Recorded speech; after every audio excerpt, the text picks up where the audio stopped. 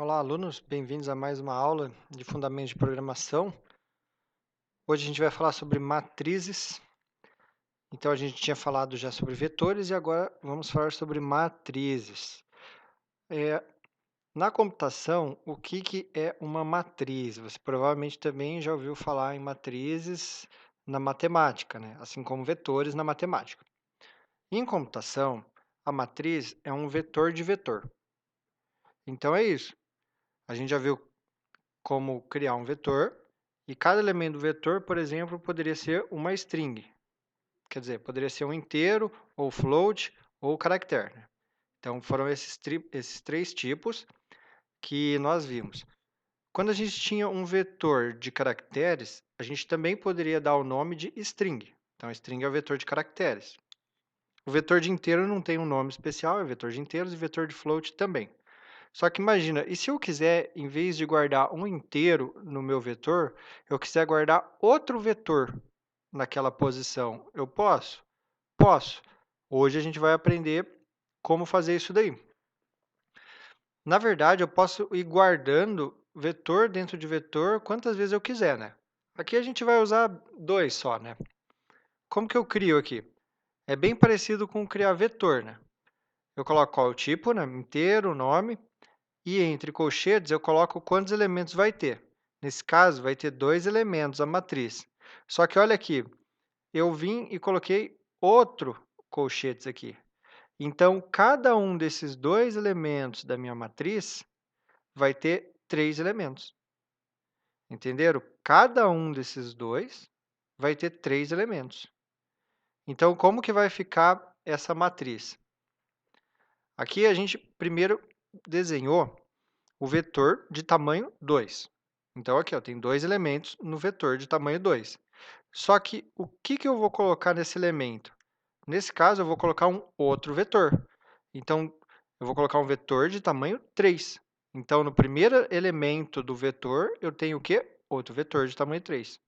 E aqui no segundo elemento do meu vetor, eu vou ter outro vetor de tamanho 3. Então, uma matriz 2 por 3 tem 6 elementos, no final das contas, né? 6 inteiros, né? Elementos inteiros. Então, aqui está como declarar nessa matriz int, matriz 2 por 3. Para usar essa matriz, eu vou usar da mesma forma que a gente usava vetores. Eu vou ter que sempre colocar os dois conchetes e as posições. Como aqui o tamanho é 2, a posição que eu posso usar no primeiro colchete vai ser ou 0 ou 1. E na segunda posição, no segundo colchete aqui, como é tamanho 3, eu posso usar a posição 0, 1 e 2. E aqui também, 0, 1 e 2. Então, se eu acessar, por exemplo, matriz 0, 0, eu estou acessando esse elemento aqui. Se eu acessar a matriz 1, 1, eu estou acessando esse aqui ó, do meio. Porque esse daqui é o 1, 0, aqui é o 1, 1. E o último elemento da matriz é o 1, 2, esse daqui. Uma forma mais humana de conseguir enxergar a matriz é pensar que ela tem linhas e colunas, né? Isso daí é só uma forma didática de ver a matriz, né? Se ficar mais fácil para vocês entenderem, vocês podem imaginar que a matriz tem linhas e colunas. O primeiro colchetes é o das linhas e o segundo é o das colunas. Então, ficaria desse jeito aqui, ó. Então, aqui é uma matriz 2 por 3. Por quê? Porque tem duas linhas e tem três colunas. E aí, aqui, ó, eu coloco as posições, ó, 0, 1, 2, 0, 1. Então, quando eu precisar, por exemplo, posição 0, 2, qual que é? Então, aqui, ó, linha 0, coluna 2. Vai ser essa daqui, esse inteiro que eu vou acessar. Posição 2, 1. É essa daqui. Quer dizer, posição 1, 2, né? Nem existe 2, 1. Beleza? Aqui tem um código de exemplo que manipula essa matriz aqui do lado. Então, eu crio a matriz 2, 3 e vou colocando os valores nela. Ó. Coloco o valor 0, 1 e 2 na primeira linha. Ó. Então, 0, 1 e 2 na primeira linha. Por isso que eu tenho aqui ó, 0, 1 e 2. Aí, depois, na segunda linha, o primeiro elemento da segunda linha, eu vou colocar o valor de matriz 0, 0. Então, 0, 0 passa para cá. E no 1, 1, eu vou colocar 2 vezes matriz 0, 1. Então, matriz 0, 1 é esse daqui, vezes 2, dá 2. E no último aqui, o que eu fiz? Um scanf para ler um inteiro. Aí eu tenho que colocar o E, sempre que eu ler um inteiro eu coloco o E, né? Matriz 1, 2. Então, tá aqui, matriz 1, 2. O usuário vai digitar um valor e vai ser guardado na minha matriz. Então, só para relembrar, a gente sempre usa o E quando for ler inteiro, float, char. A gente só não usa o E, ou seja, a única exceção é quando eu leio uma string. Aqui tem um exemplo, então, de como imprimir todos os elementos de uma matriz. Como agora eu tenho que variar o número da linha e da coluna, eu vou precisar de 2 laços de repetição. Então, eu vou ter, aqui eu coloquei LC, né, de linha e coluna, então de 0 a 2 e 0 a 3, né, menor. Então vai ser 0, 1 aqui e aqui 0, 1, 2. Ele vai imprimir, então, o que aqui? Então, primeiro, linha 0, coluna 0. Aí ele imprime matriz 0, 0. Aí a coluna muda. 0, 1. Aí a coluna muda de novo. 0, 2. Aí a coluna vale 3, 3 não é menor que 3, acabou esse for daqui de dentro. Aí eu pulo uma linha. E agora eu continuo o for daqui de fora. Agora a linha vale 1. 1 menor que 2, legal. Agora caiu de novo aqui nesse for, começa tudo de novo. Coluna 0. Então, matriz 1, 0. Depois matriz 1, 1, matriz 1, 2. Aí ele sai do for, pula uma linha, agora a linha vale 2, só que como 2 não é menor que 2, ele sai do segundo for. Então, dessa forma, eu consigo imprimir uma matriz. Então, geralmente, eu vou precisar de 2 laços de repetição para conseguir imprimir minha matriz. E, como eu falei, né, a gente não vai colocar mais colchetes aqui para frente, né? Quando eu crio uma matriz, eu posso ir colocando mais colchetes aqui, né? Como se fosse mais dimensões da matriz, né? Se você quiser imaginar ela graficamente, mas na verdade ele só está aguardando, você vai fazendo um vez outro, e aí você descobre quantos elementos vai ter na matriz. E aí é isso o tanto de valores que você consegue guardar na matriz. Essa matriz 2 por 3 faz a mesma coisa que um vetor de tamanho 6. Mesma coisa. Inclusive, lá na memória, ele ocupa o mesmo espaço e funciona do mesmo jeito. Então, uma matriz 2 por 3 funciona do mesmo jeito que um vetor de tamanho 6. Então, quando que eu uso um e quando que eu uso o outro? Porque um vetor de tamanho 6, eu preciso só de um laço de repetição e eu percorro meu vetor. A matriz eu vou precisar de 2 laços. Você usa um vetor ou a matriz dependendo da situação. Aqui é como se eu quisesse agrupar, né? Vamos supor, se eu tivesse um vetor de tamanho 6, eu teria 6 valores. Agora, matriz não, vetor de tamanho 6 eu teria 6 valores. Mas então por que criar a matriz 2 por 3? Ah, porque talvez cada linha represente alguma coisa diferente. Então, é como se eu agrupasse esses 3 valores aqui em grupos diferentes, que seria esses daqui. Então, se fizer sentido para vocês no exercício agrupar, vocês podem usar uma matriz. Mas se não fizer sentido, vamos supor, só leia 6 valores e faça alguma coisa. Aí não tem necessidade de usar a matriz, né? Pode usar um vetor. Aqui, por curiosidade, eu coloquei uma outra forma de percorrer a matriz, né, que ninguém vai usar essa forma aqui, né? Mas é só para mostrar que daria para percorrer usando só um laço de repetição.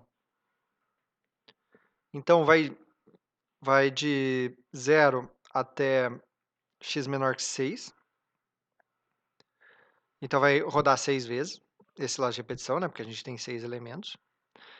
E como que eu faço para descobrir o número da linha e da coluna? Fazendo uma continha. Então, eu vou imprimir primeiro x sobre 3 e x resto da divisão por 3. Então, quando o x for 0, 0 dividido por 3 é 0.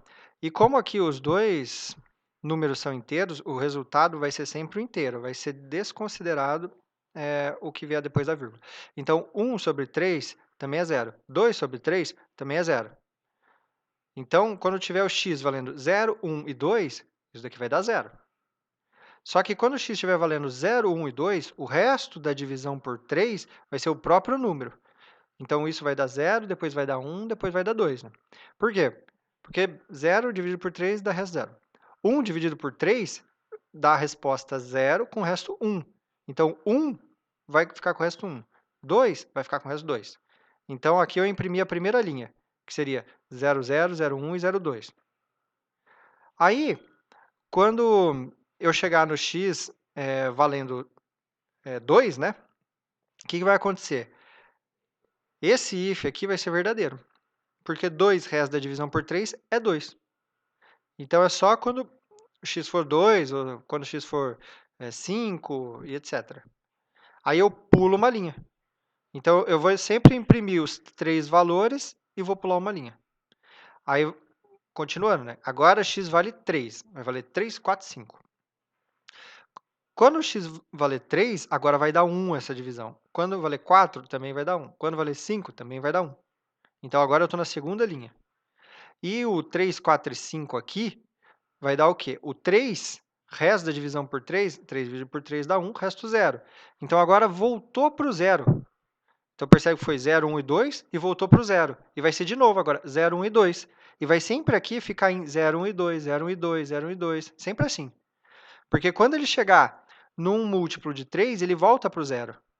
Então, essa é uma outra forma de usar o resto da divisão, né? Fazer ficar 0, 1 e 2, 0, 1 e 2, etc. E aqui vai ficar sempre 0, 0, 0, 1, 1, 1, 2, 2, 2, 3, 3, 3 e etc. E aqui, sempre depois que imprimir 3 números, ele pula uma linha. Então, com esse código, eu consigo imprimir da mesma forma que eu imprimi aqui, ó, com 2 laços de repetição. Ninguém usa aquela forma, é só a curiosidade. Então, aqui tem 2 laços de repetição e é assim que todo mundo usa, porque fica muito mais fácil de ler, não tem que fazer conta nenhuma. Para eu iniciar a minha matriz com valores, eu posso fazer da mesma forma que eu fazia com vetores. Como uma matriz é um vetor de vetor, e a gente usava chaves para declarar aqui os valores iniciais do meu vetor, então eu coloquei chave aqui, fecho chave aqui. Então, tudo isso é um vetor. E aí tem uma vírgula aqui. Por quê? Porque eu tenho 2 elementos, esse meu vetor. Esse meu vetor maior tem 2 elementos. Esse da esquerda, vírgula, o da direita. Então, isso é um vetor. Só que acontece que cada um desses elementos, o elemento da esquerda e o elemento da direita, também é um vetor. Aqui, ó. Um vetor de tamanho 3. Então, o elemento aqui da esquerda, eu vou abrir de novo e fechar outras chaves. Então, agora aqui é um outro vetor, com 3 elementos. 1, 2, 3. E a da direita é a mesma coisa. 3 elementos aqui, 4, 5, 6. Então, dessa forma, eu consigo criar uma matriz e já colocar valores iniciais para a minha matriz. Agora que terminou a parte teórica, vem os exercícios. Para que o vídeo não fique muito longo, eu vou fazer os exercícios num próximo vídeo. Então, tentem fazer primeiro sozinhos, que aí depois assistam o vídeo com a resolução. Até mais.